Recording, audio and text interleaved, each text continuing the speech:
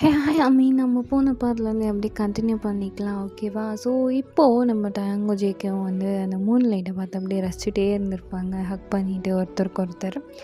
இப்போ அப்படியே next day morning as usual வந்து எல்லாருமே வந்து அறக்க பறக்க அப்படியே ரெடி ஆகிட்டு இருக்காங்க. ஜங்கோக் ரெடி ஆகிட்டியா, டேங் ரெடி ஆகிட்டியா, தாத்தா நீங்கள் அப்படி இப்படின்னு சொல்லிட்டு எல்லோரும் அப்படியே பரப்பரன்னு பறந்துட்டுருக்காங்க.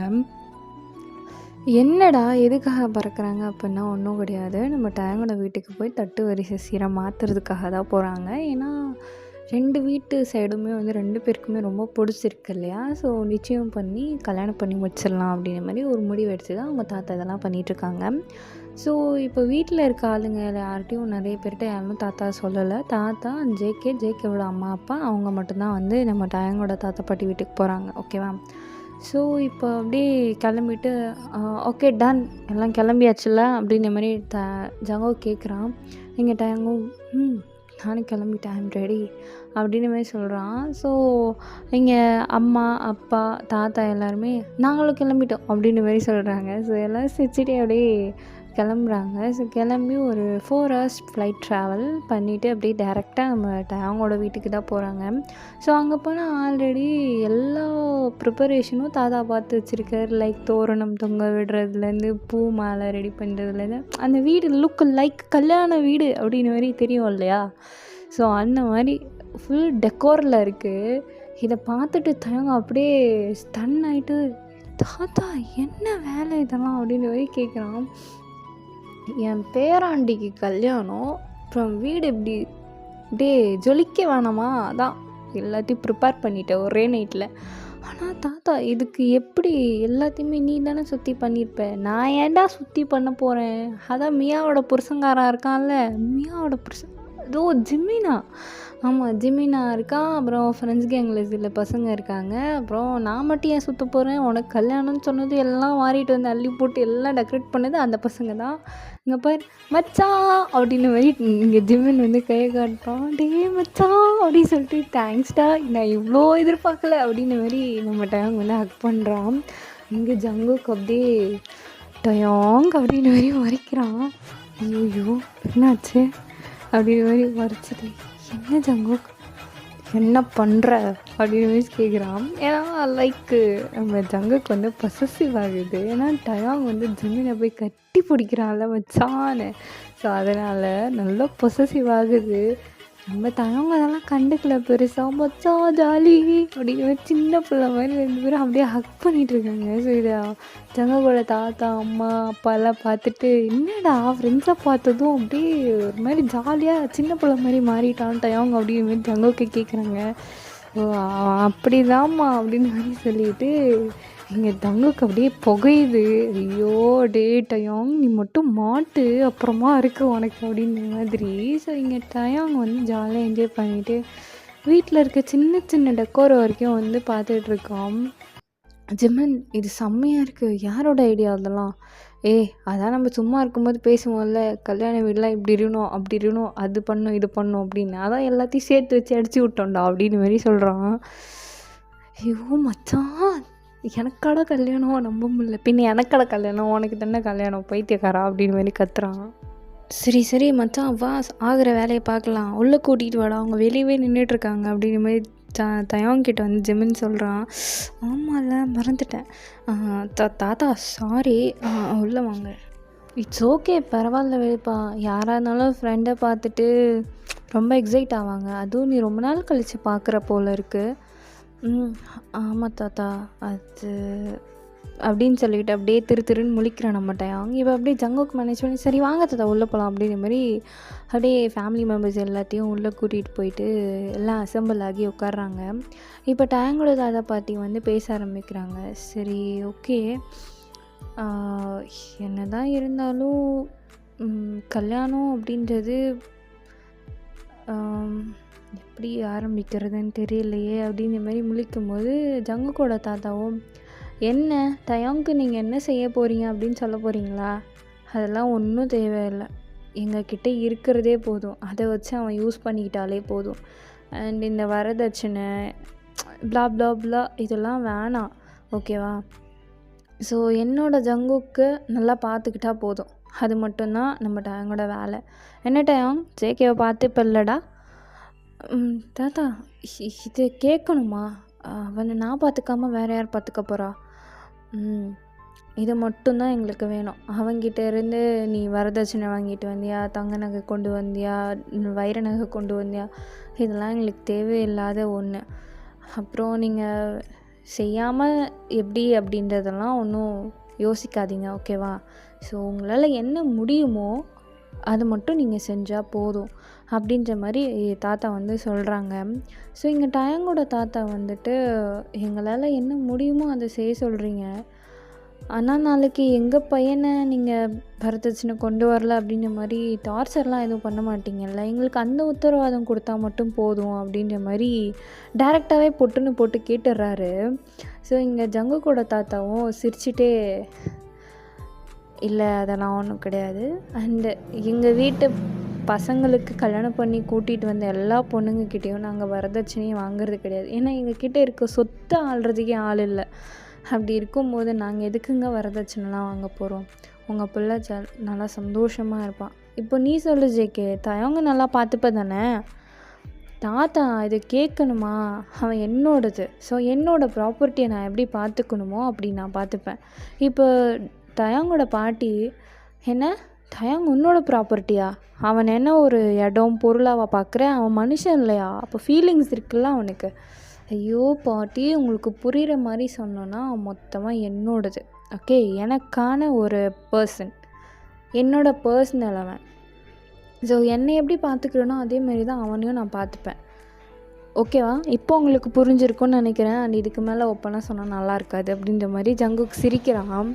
ஸோ இப்படியே கொஞ்சம் ஸ்மூத்தாக பேச்சுவார்த்தையெல்லாம் போயிட்டுருக்கு. அப்போ டயங்கோட தாத்தா வந்துட்டு, சரி ஜேகே தாத்தா, சாரி நானும் இப்படியே கூப்பிட்றேன், அண்ட் அவருக்கு பேர் என்ன வைக்கிறது அப்படின்னு எனக்கு கன்ஃபியூஷனாக இருக்குடா. ஸோ நான் ஜேகே தாத்தா தயங் தாத்தானே வந்து சொல்லிக்கிறேன், ஓகேவா?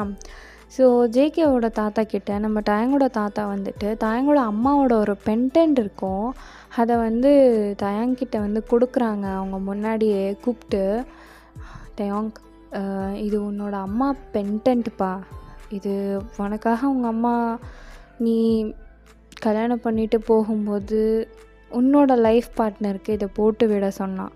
அண்ட் எதுக்கு போட்டு விட சொன்னான்னு எனக்கு தெரியல, பட் இப்போது இதுக்கான நேரம் வந்துருச்சு, அதான் இப்போ கொடுக்குறேன், இதை வாங்கிக்கோ அப்படின்ற மாதிரி டயாங்கிட்ட வந்து கொடுக்குறாங்க. ரொம்ப சென்டிமெண்ட்டாக, ரொம்ப ஒரு மாதிரி நல்லா இருக்குது அந்த பென்டென்ட் பார்க்குறதுக்கே.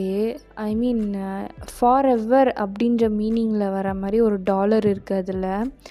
ஸோ அதை பார்த்துட்டு நம்ம டயாங்க்கு வந்து ஒரு ஓல்டு மெமரி வந்து ஞாபகம் வருது. அது ஞாபகம் வந்தோடனே அவன் லைட்டாக கண் கலங்க ஆரம்பிக்கிறான்.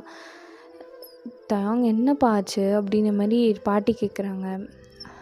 இல்லை பாட்டி, ஒன்றும் இல்லை, அம்மா மட்டும் இப்போ இருந்திருந்தா ரொம்ப சந்தோஷப்பட்டிருப்பாங்க, பட் என்ன பண்ணுறது, அம்மா இல்லை, ஆனால் பரவாயில்ல அப்படின்ற மாதிரி இந்த பென்டென்ட்டை வாங்கி ஜங்குக்கோட கழுத்தில் போட்டு விடுறான். ஜங்குக், இதை நீ எப்போவுமே ரிமூவ் பண்ணக்கூடாது, சரியா?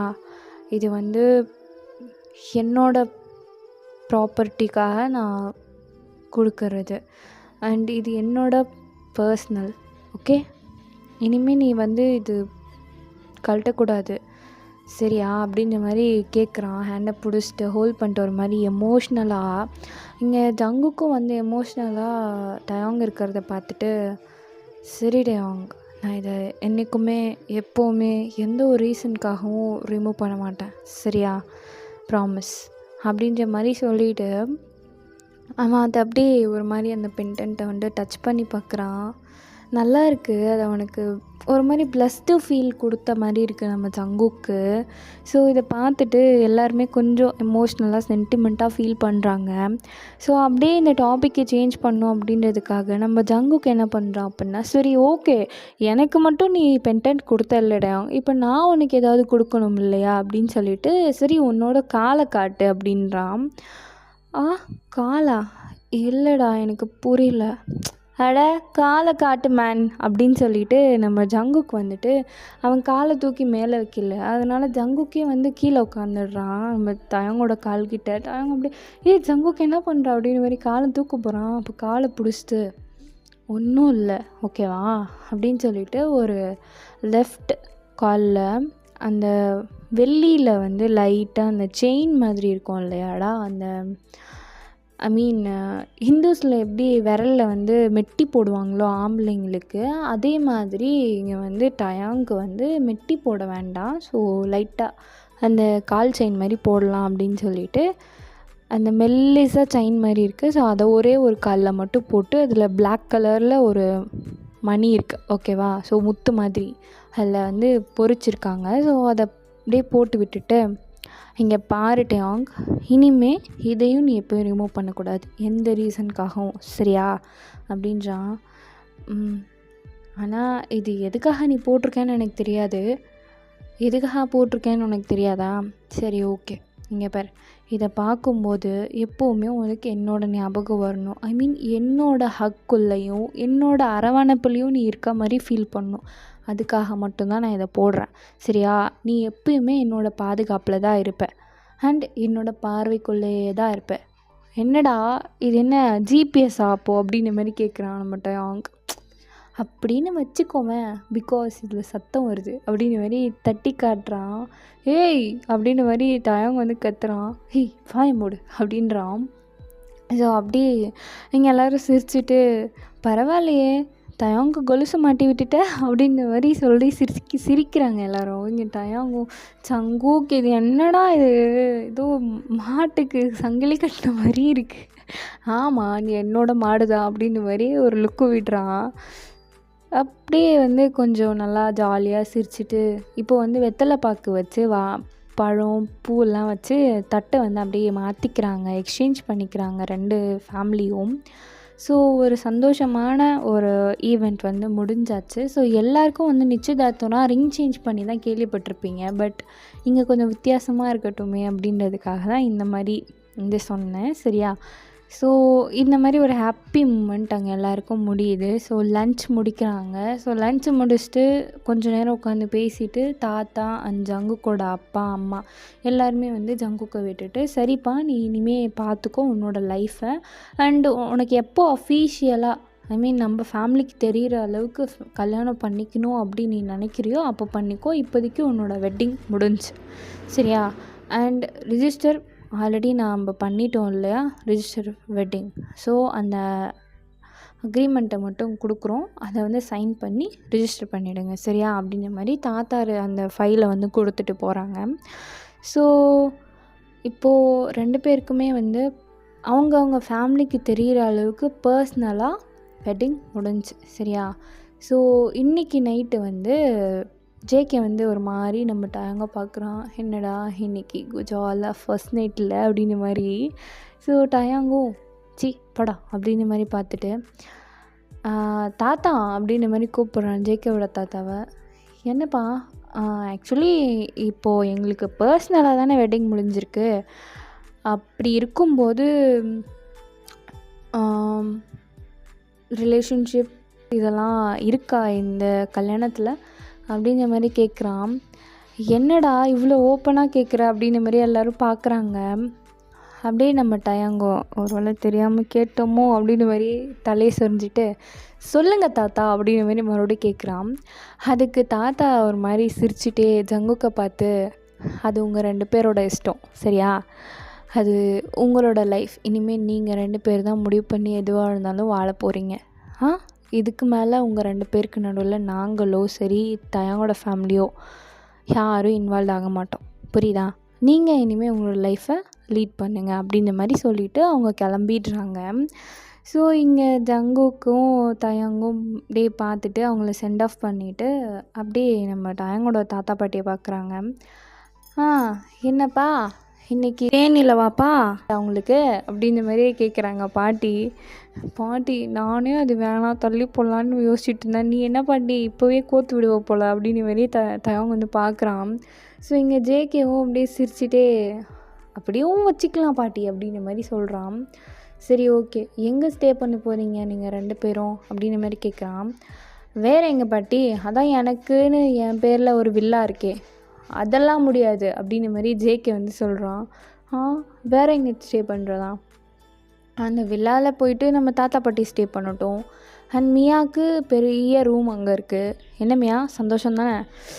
ஜாலி ஜாலி, எனக்குன்னு ஒரு பெரிய ரூம் அப்படின்ற மாதிரி சந்தோஷப்படுறா அவள். அப்புறம் ஜிமன் மியா அவங்க அந்த வீட்டில் இருக்கட்டும் தாத்தா பாட்டி கூட. நாம் நம்மளோட கெஸ்ட் ஹவுஸில் இருக்க போகிறோம், சரியா? நமக்கு என்ன வீடாக இல்லை, அப்போ இந்த வீடு இதை ரெண்ட்டுக்கு விட்டுறலாம் அப்படின்ற மாதிரி நம்ம ஜங்குக்கு வந்து சொல்கிறான். இப்போவே வந்து எல்லா முடிவும் நீ எடுக்க ஆரம்பிச்சிட்டல்ல ஜங்குக் அப்படின்ற மாதிரி டயாங் வந்து பார்க்குறான். இனிமேல் எல்லாமே நான் தான், சரியா? நீ சொல்கிற ஒப்பீனியனை அக்செப்ட் பண்ணிப்பேன், அவ்வளோதான். இப்போ நீ என்ன சொல்ல வர அப்படின்ற மாதிரி கேட்குறான். இதில் நான் என்ன சொல்கிறதுக்கு இருக்குது? நீ எப்படியா இருந்தாலும் என் பின்னாடி வரமாட்டேன் அண்ட் நான் சொல்கிறத கேட்க மாட்டேன், அப்புறம் எதுக்கு நான் சொல்லணும், போ அப்படின்ற மாதிரி போகிறான். ஸோ இங்கே டயாங்கும் ஜங்குக்கும் இந்த மாதிரி சண்டை போட்டுட்டு இருக்கும்போது மற்றவங்கெல்லாம் பேக் பண்ணிட்டு, சரி நாங்கள் அந்த வில்லாக்கு போகிறோம், டயாங் அந்த வில்லா சாவியை கொடு அப்படின்ற மாதிரி மியா கேட்குறா. அடி பாவி, என்னடா அண்ணா கூட வில்லா சாவியை அப்படின்ற மாதிரி அவன் கோட் பாக்கெட்டில் கையை விட்டு எடுத்துக்கிறா. சரி நாங்கள் வில்லா கிளம்புறோம், நீ இதை ரெண்ட்டு விட்டுட்டு என்ன வேணால் பண்ணிக்கோ, நீ இல்லை இங்கே குடும்பம் கூட நடத்திக்கோ, அதை பற்றி எங்களுக்கு கவலை இல்லை, வாங்க தாத்தா பட்டி போகலாம், 5 மணி வா போகலாம் அப்படின்ற மாதிரி கூட்டிகிட்டு போகிறா. ஸோ இதெல்லாம் பார்த்துட்டு, அடே ஜங்குக் என்ன வேலைடா பார்த்து வச்சுருக்க? நான் என்ன பார்த்து வச்சுருக்கேன்?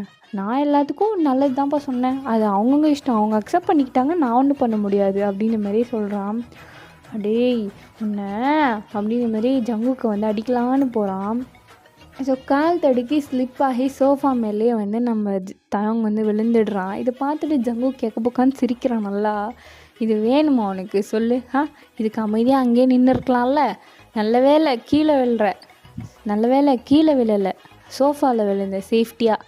இல்லைன்னு வச்சுக்கோ மறுபடியும் காயமாயிருக்கும், மறுபடியும் நான் தான் மெடிசன் போட்டு விட்டுருக்கணும்.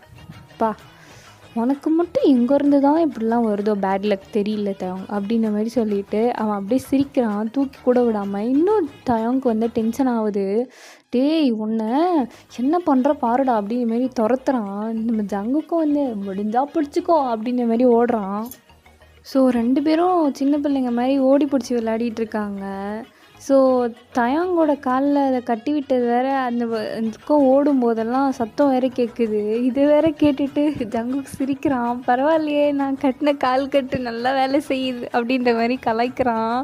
ஸோ இது கேட்டு வேற டயாங்க்கு செம்மையாக்கம் வருது. அதை வேற கழட்டக்கூடாதுன்னு வேற சொல்லிட்டான். அதனால் அதை கழட்டவும் முடியாமல் ஓடவும் முடியாமல் அடா போடா அப்படின்னு சொல்லிட்டு அப்படியே அடிப்பட்ட மாதிரியே கீழே உட்காந்துடுறான் நம்ம டயாங். இதை ஜங்குக்கு பார்த்துட்டு, டயாங் நடிக்காத, நான் எழுந்திரி அப்படின்றான்.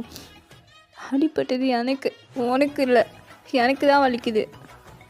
எது இதில் விளையாடணுன்னு விவஸ்தை இல்லையா ஜங்குக்? எது இதில் விளையாடணுன்னு விவஸ்தை இல்லையா ஜங்குக்? அப்படிங்கிற மாதிரி அழுகிற மாதிரியே பேசுகிறான் நம்ம டயாங். இதை பார்த்துட்டு ஒருவேளை நிஜமாகவே அடிபட்டுருக்குமோ அப்படின்னு சொல்லி நம்ம ஜங்குக் கிட்டே போகிறான். ஸோ கிட்டே போனதும் ஜங்குக்கோட காதை பிடிச்சி நல்லா திரிக்கிறான் நம்ம டயாங். விடு விடு விடு விடுத்தே விடு டயாங் விடு அப்படின்றான்.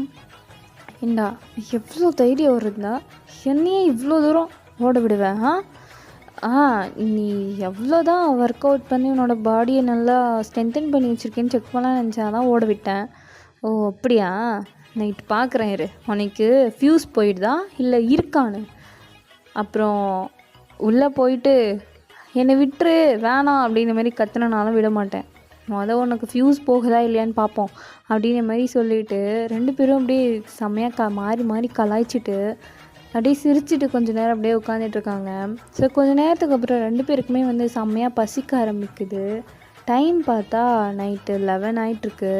ஸோ பார்த்துட்டு ஜங்குக் என்னடா 11 டைம், இந்த டைமுக்கு நம்ம கெஸ்ட் ஹவுஸ்க்கு போகணுமா என்ன? ஆமாம், மிட் நைட்லலாம் அப்படியே ட்ராவல் பண்ணதே இல்லை. அடே அப்போ நம்ம ஜஸ்ட்டு லவ்வர்ஸ், இப்போது புது கல்யாணமான கப்புள்ஸ். ஸோ வெளியில் போகலாமான்னு தெரியல. கிளம்பு அப்படின்ற மாதிரி சொல்கிறான். ஸோ எல்லாத்தையும் லாக் பண்ணிவிட்டு சாவி வந்து டயாங் வச்சுட்டு ஸோ அப்படியே 2 பேரும் காரில் வந்து கிளம்புறாங்க. சரி போகலாம் ஹோட்டலில் சாப்பிட்டுட்டு அப்படின்னு. ஸோ ட்ராவலில் இருக்கும்போதே வந்து நம்ம டயாங் வந்து இங்கே விளையாடிட்டு ஒரு மாதிரி ரொம்ப டயர்டாகிருப்பான். ட்ராவல் பண்ணி சுத்தமாக ரெஸ்ட்டே இல்லை, என்னென்னமோ நடந்துருச்சு. ஸோ அதனால் வந்து அவன் ட்ராவல் பண்ணிகிட்டு இருக்கும்போதே வந்து சாப்பிடாமலே வந்து தூங்கிடுறான். நம்ம ஜங்குக்கு இதை பார்த்துட்டு, தூங்கிட்டியா, உன்னை எங்கேருந்து எழுப்புறது, சரி விடு அப்படின்ற மாதிரி ஜங்குக்கு அப்படியே ட்ரைவ் பண்ணிகிட்டே போயிட்டு கெஸ்ட் ஹவுஸ்க்கு போயிடுறான். ஸோ அங்கே போயிட்டு நம்ம டயாங்கை தூக்கிட்டே மேலே வரைக்கும் போய் படுக்க வச்சுட்டு, இவ்வளோ சீக்கிரம் தூங்குறியேடா, நான் என்ன பண்ணுறது, என்னென்னமோ கனவு கண்டு வச்சுருந்தேன், என் கனவில் எல்லாத்தையும் மண்ணள்ளி கொட்டிட்டு தூங்கி, நான் என்ன பண்ணுறது, பரவாயில்ல, நீயும் ஒன்றும் தப்பு சொல்ல முடியாது, நீயும் நிறைய வேலை பார்த்துருக்க, டயர்டாக தான் இருக்கும், சரி விடு தூங்கு அப்படிங்கிற மாதிரி விட்டுட்டு ஜங்குக்கும் வந்து ஃப்ரெஷ்ஷப் ஆகிட்டு வந்து டயாங் பக்கத்தில் படுத்துக்கிறான்.